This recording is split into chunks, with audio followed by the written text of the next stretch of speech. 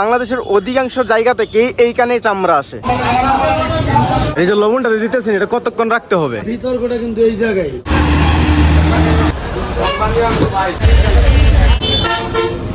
আসসালামু আলাইকুম এভরিওয়ান, আশা করছি সবাই অনেক বেশি ভালো আছেন। আমিও আলহামদুলিল্লাহ আপনাদের দয় অনেক বেশি ভালো আছি। ইউটিউবের নতুন আরেকটি ব্লগে আজকে আপনাদের সবাইকে স্বাগতম জানাই। শুরুতেই আপনাদেরকে পবিত্র ঈদুল আজহার শুভেচ্ছা জানিয়ে নিচ্ছি। আজকে আমি আছি বাংলাদেশের যে চামড়ার নগরী বলা হয় সাভারের হেমায়েতপুর এলাকায়।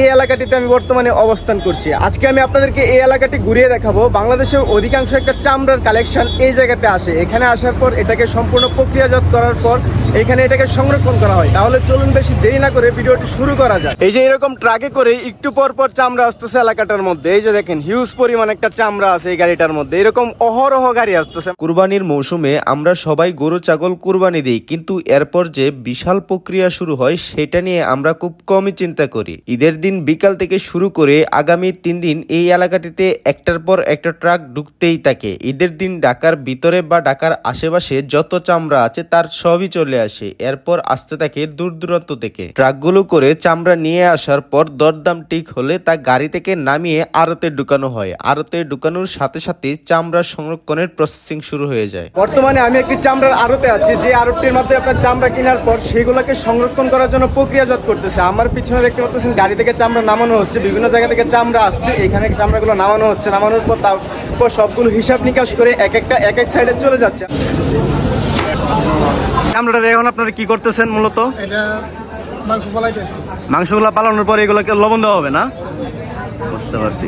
আর এখানে আপনার যে পায়ের অংশগুলো থাকে ওইগুলো তো আপনারা কাইটা পালাই দেন, এখানে শুধুমাত্র চামড়াটা রাখা হয়। ঠিক এই পাশে আপনার চামড়ার মধ্যে লবণ মাখানো হচ্ছে। লবণ দেওয়ার পর বিভিন্ন রাসায়নিক বিক্রিয়া কেমিক্যাল দেওয়া হচ্ছে চামড়াকে প্রক্রিয়াধীন করার জন্য, সংরক্ষণ করার জন্য। যা করা দরকার এখানে সম্পূর্ণভাবে প্রসেসটা করতেছে।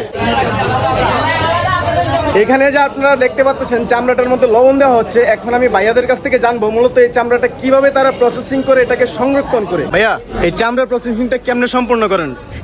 এটা প্রথমে এখন লবণ লাগানোর পরে এগুলারে ভাঙবো।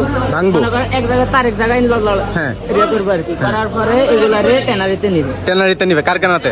পরে কারখানাতে নেওয়ার পরে বড় রাম আছে ওইখানে ভিতরে ঢুকায়। এরপরে দিই লবণ, চুন, আরো কিছু কিছু কেমিক্যাল আছে, ওইগুলা দিয়ে এগুলারে প্রসেসিং করবো, গুলো বার করবো। এই যে লবণটা দিতেছেন এটা কতক্ষণ রাখতে হবে? এটা বছরও রাখতে পারবে না, ওই এখন যে দিতেছে এটা এমনিই থাকবে, পরে এখান থেকে ট্যানারিতে নেওয়া আরেকবার লাগাবেন। শুনছিলাম না বাস করবো পরে। বুঝতে পারছি। আর শুনছিলাম যে লবণের সাথে নাকি আপনারাও কি একটা কেমিক্যাল দেন, ওইটা দেন নাই? ও শুধু আপনারা শুধু লবণই দেন, পরে যা প্রসেসিং ওইটা ট্যানারিতে হয়। বুঝতে পারছি। আচ্ছা ভাই, ধন্যবাদ। মূলত প্রথম চামড়া থেকে গোশত, তেল এইগুলো সরানো হয়। চামড়ার মধ্যে চামড়া ছাড়া কোনো অবাঞ্ছিত কিছুই অবশিষ্ট রাখে না। তারপর এগুলোকে একে একে দেওয়া হয় লবণ দিয়ে তারা রেখে দেয়। পরে এগুলো চলে যায় ট্যানারিতে। এখন অনেকেই বলতে পারেন ট্যানারি আবার কি? উত্তরটা একটু পরে দিচ্ছি। এখন এইটুক বলি যে ট্যানারিতে নেওয়ার পর এগুলোকে মেশিনের ভিতর দিয়ে লবণ, চুন ও কেমিক্যালের সাহায্যে ব্যবহারযোগ্য করে তুলবে। আমার সাথে একজন মুরব্বী আঙ্কেল আছেন, উনি বলতেছেন সরকার থেকে যে দাম নির্ধারিত করা হয়েছে চামড়ার জন্য গৃহস্থরা নাকি সেই দাম পাচ্ছে না। আঙ্কেল, কি হয়েছে বিষয়টা একটু সম্পূর্ণ খুলে বলেন।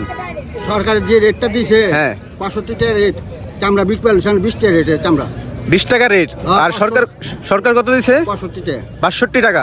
কত 65? 562 না? সুদা 65। আর ওনারা দিচ্ছে মাত্র 20 টাকা। তো 40 টাকাই নাই, 42 টাকাই নাই। যারা চামড়া বিক্রি করতেছে তারা নাকি সঠিক দাম পাচ্ছে না। এটা কতটুকু সত্যি তা জানার জন্য আমরা একজন আড়তদারের সাথে কথা বলবো। এই আঙ্কেল হচ্ছে একজন মূলত আড়তদার। ওনার কাছে এখন আমি জিজ্ঞাসা করবো এই বছর চামড়া কেমন আসতেছে আপনাদের কাছে? গতবারের তুলনায় কি এবার বেশি না কম না ঠিক আছে? মানে যা পরিমাণ মাল আসছে, মালের জায়গা ঠিক আছে, ঠিক আছে। যেমন দামের দিক দিয়ে একটু ভেরিফাই কোনটা, যেমন আমরা হিসাবটা বুঝি, এই কারণে যারা মৌসুমি ব্যবসায়ী তাদের কাছে মনে হয় কম, কিন্তু আমার কাছে রাইট। কারণ আমরা এটা লবণ দিই, খরচ আছে, ট্যানারিওয়ালারাও খরচ হিসাব করে নেয়। খালি ট্যানারি এলাকা দোষ দিল। মানে আপনি বলতেছেন যারা এই ব্যবসাটা সিজনাল করে তাদের কাছে আপনারা মানুষ মনে করতেছে যে আপনারা দাম কম দিচ্ছেন, কিন্তু আপনারা খরচ সবকিছু সামাল দিয়ে আপনারা ঠিক খরচই দিচ্ছেন, এই ঠিক দাম দিচ্ছেন। ট্যানারি এলাকাও ঠিক দামই নিচ্ছে। বুঝতে পারছি, ওনারা মূলত লবণ দেয়, কেমিক্যাল দেয়, বিভিন্ন খরচপাতি আছে, সবকিছু মিলে যে দামটা নির্ধারণ করছে। মাত্র একজন বললো আমাকে সরকার থেকে নাকি যে দামটা নির্ধারণ করছে আপনারা নাকি তার থেকে অনেক কম দিতেছেন, এটা কি সত্য? না, এটা সত্য না, এটা মিথ্যা কথা কইছে। বুঝতে পারছি। মিলিয়ে দেখেন, আমি আপনাকে মিলিয়ে দেখেন। সরকার থেকে দাম কত নির্ধারণ করছে? সরকারের থেকে নির্ধারণ করছে মনে করেন যেটা ভালো চামড়া, যেমন এটার ভিতরে একটা প্রসেস আছে। যেমন আপনিও মানুষ, আমিও মানুষ, আপনি পড়াশোনা করছেন, আমি পড়াশোনা করি নাই, কিন্তু আপনার দাম আর আমার দাম এক হবে না? হবে না না না।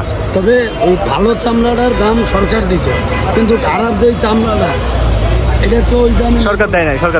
সরকার দিচ্ছে, কিন্তু সরকার তো আর ওই খারাপ চামড়ার দাম দেয় না। বুঝতে পারছি। ভালো চামড়ার দাম দিচ্ছে। এখন ওই মৌসুমি ব্যবসায়ী এরা তো জানে না কোনটা করোনা কোনটা পচা, এটা আমরা জানি। বুঝতে পারছি, কারণ আপনারা ব্যবসাটা সারা জীবন করে আইতেছেন।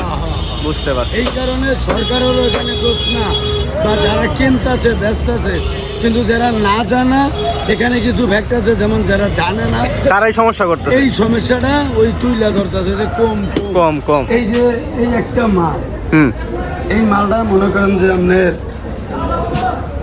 4 কেজি হবে। 4 কেজি? হ্যাঁ। ধরেন এটা যদি আমি কেজি তো বিক্রি করি, 5 টাকা বিক্রি করলেও 20 টাকা আসবে। 20 টাকা আসবে। আর এই যে এই মালটা দেখেন, এটা মাত্র 250 গ্রাম আসবে। এই যে ফুটা করে লাইছে, দেখা আধা কেজি ফুটা করে লাইছে। হ্যাঁ, চামড়া সবটাই নষ্ট। এটা চামড়াটা কি এটার লগে মিলবো ভাই? না, ওইটা তো একদম লট হয়ে গেছে আপনার, ওইটা লট হয়ে গেছে। বিতর্কটা কিন্তু এই জায়গায় অনেকে না বুঝা পরে এটা নিয়ে গুলি ছড়াচ্ছে কম কম কম। এটা এখানে ট্যানারি এলাকাও দোষ না, যেমন আপনার যারা বিক্রি করে বা এই আমরা কিনি আমাদেরও দোষ না। যেমন এটা আপনার বুঝার ভুল, যে বুঝে না সে আর কি আপনার কথা বলে বেশি। লস দাম কম দেয়। এই যে এই মালটা আপনি বলেন, এই মালটা কি এই মালটা ছোট না? একদম ছোট। এটা ছোট, আবার তারপর ফুটা হয়ে গেছে, একদম ফুটা হয়ে গেছে। আর এই মালটা দেখেন কত বড়, কত সুন্দর। এটা লম্বা আছে, এত বেশি ফুটা নাই। ফুটা থাকলেও এই ফুটার সমস্যা। ও, এটা তো চোখের ফুটা, এছাড়া কোনো ফুটা নাই। না, তাহলে আপনি এইটার লগে এটা মেলে ভাইয়া না। দেখেন এই মালালায় তর্ক করবো যে মাল তো নাম তো মাল। উনি বলবে উনারা দিয়েছেন 20 টাকা, আমার কেন 5 টাকা। উনি আসলে বুঝবে না যে পার্থক্যটা কোথায়। পার্থক্যটা এই যে আপনি এখন বুঝছেন। মূলত একটু আগে আপনারা যে কথাটা শুনছিলেন যে ভুক্তভোগীরা আপনার ঠিক মতো দাম পাচ্ছে না, আমি একজন আড়তদারের সাথে কথা বলে যেটা বুঝতে পারলাম, আসলে চামড়ার তো বিভিন্ন ধরন থাকে। একটা চামড়া আরেকটা চামড়ার সাথে মিলে না। একটা চামড়া ধরেন, একটা চামড়ার মধ্যে কোনো ফুটা নাই, আপনি যখন চামড়াটা ছিলাইছেন চামড়াটার মধ্যে কোনো ফুটা নাই, একদম ফ্রেশ, ওই চামড়াটার দামই থাকবে ভাই তুলনামূলকভাবে অনেক বেশি। আবার আরেকটা চামড়া আপনি চুলাইতে গিয়ে দেখছেন বিভিন্ন জায়গায় আপনি বিভিন্নভাবে ফুটা করে ফেলছেন, ওই চামড়াটার দাম এমনিতেই লস হয়ে যাবে। এই সিজনাল যারা, এই ঈদের সময় যারা ব্যবসা করে, তারা মূলত বলতেছে যে এই চামড়ার দাম দিচ্ছে না, এই সে। কিন্তু ওনারা যারা আপনার ঠিকমতো রেগুলার বিজনেস করে এই চামড়াটা নিয়ে, ওনাদের একটা লবণের খরচ আছে, যাতায়াত খরচ আছে, কেমিক্যালের খরচ আছে, সব কিছু একটা বহন কইরা একটা চামড়ার পিছে এভারেজে দাম পালাইতে হয়। এই দামটা দেওয়ার পর ভুক্তভোগীরা যে চামড়া বিক্রি করে ওনার দামটা দিতে হয়। কিন্তু আসলে তো উনি তো আসে শুধুমাত্র চামড়াটা বিক্রি করার জন্য। উনি যদি সঠিকভাবে বুঝতে না পারে, ওনার চামড়াতে যদি সব কিছু ঠিক না থাকে, তাহলে তো ঠিক মতো দাম পাবে না। এটা আসলে অনেকে বুঝতেছে না। অনেকে বলতেছে যে আমার চামড়াতে ফুটা নাই, থাকলে কি হয়েছে, আমার চামড়া একই দাম দিবেন। ওনার চামড়া, একজনের চামড়া ধরেন কোনো ফুটা নাই, হ্যাঁ, ওই চামড়াটা বড়, হ্যাঁ বড় সাইজে বড়, অনেক মানে বিভিন্ন ধরনের প্রসেসিং আছে। আসলে এটা অনেকের ক্ষেত্রে বুঝার ভুল। আচ্ছা, এই যে আজকে থেকে যে চামড়া আসা শুরু হয়েছে, এটা কতদিন নাগাদ আসবে আপনাদের কাছে? 3 দিন লাগাত আসবে। 3 দিন লাগাত আসবে, পরে আপনার পরে আসবে পুরো বছর বইলা। পুরো বছর বইলা আমরা আরতে পুরো বছর, আর তো আপনাদের সারা বছরই চলে, কিন্তু এই যে বর্তমানে যে মৌসুমটা, এটা আগামী 3 দিন পরেই চলে আসবে।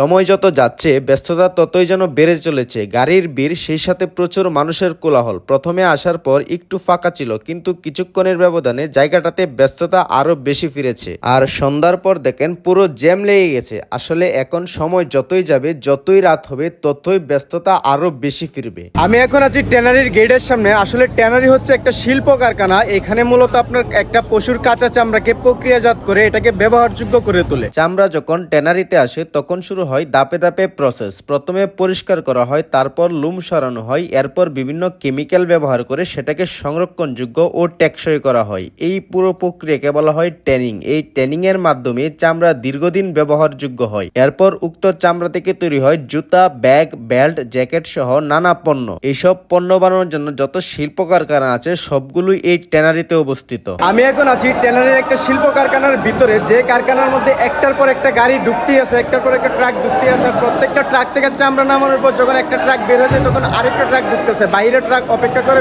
আমরা চলুন তাদের একটু কাজটা দেখি সম্পূর্ণভাবে। চামড়া শিল্প বাংলাদেশের অন্যতম গুরুত্বপূর্ণ রপ্তানি খাত। প্রতি বছর এই খাত থেকে আসে বিপুল পরিমাণে বৈদেশিক মুদ্রা। বিশেষ করে জুতা ও লেদার গুডস বিদেশে ব্যাপক চাহিদা রাখে। ইউরোপ, আমেরিকা, মধ্যপ্রাচ্য সব জায়গায় যাচ্ছে বাংলাদেশের চামড়া পণ্য। এটা শুধু শিল্প না, এটা আমাদের অর্থনীতির শক্ত বিদগুলোর একটা। এই শিল্পের পিছনে যারা কাজ করে তারা কিন্তু সাধারণ মানুষ। একজন শ্রমিক সকাল থেকে সন্ধ্যা পর্যন্ত কাজ করে চামড়া প্রসেসিং, কাটিং, ক্লিনিং, ড্রাইং সবকিছুতে। তাদের হাতে গড়ে ওঠে এই শিল্প। অনেক সময় কেমিক্যালের সাথে কাজ করতে হয় বলে ঝুঁকিও থাকে, তবুও জীবনের টানে তারা প্রতিদিন এই কঠিন পরিবেশে কাজ করে যায়। এই মানুষগুলোর গামেই দাঁড়িয়ে আছে পুরো ট্যানারি শিল্প। এখন বর্তমানে যে পরিমাণে চামড়া ঢুকতেছে তার থেকে আরো বেশি চামড়া ঢুকবে ভোর সকালে, কারণ ঢাকার আশেপাশে যে চামড়াগুলো ছিল এইগুলো এখন ঢুকতেছে, কিন্তু ঢাকার বাহির থেকে যে চামড়াগুলো আসবে সবগুলো আজকে সকালে এসে ঢুকবে এখানে। চামড়া নগরী শুধু ইট পাথরের ফ্যাক্টরি নয়, এটা হাজারো মানুষের পরিশ্রম, গাম আর স্বপ্নের জায়গা। একটা কুরবানির চামড়া থেকে শুরু হয় যে যাত্রা, সেটা শেষ হয় বিশ্ববাজারে একটি ব্র্যান্ডেড প্রোডাক্ট হিসাবে।